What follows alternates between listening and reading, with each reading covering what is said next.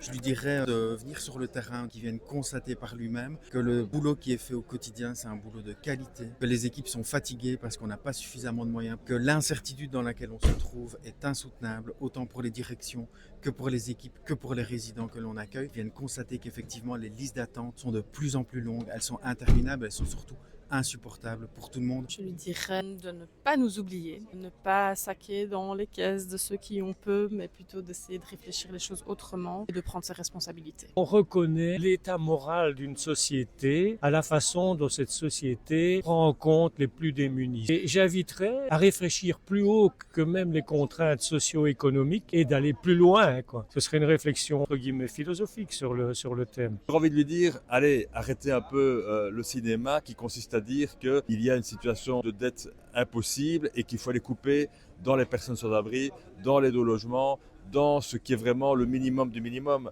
La région Wallonne, par exemple, a dépensé 400 millions d'euros pour une réforme du droit de succession, c'est-à-dire s'il y a de l'argent, et cette réforme, elle va servir principalement à des personnes qui n'ont aucune difficulté financière. C'est vraiment très injuste. Et moi, ce cinéma qui laisse penser qu'en fait, il y a des efforts à faire par tout le monde, etc., il est insupportable. Bien évidemment qu'il y a une situation budgétaire difficile, bien sûr. Et bien sûr qu'il faut donc, à un moment donné, décider des efforts. Mais c'est un choix politique de dire qui paye, en fait.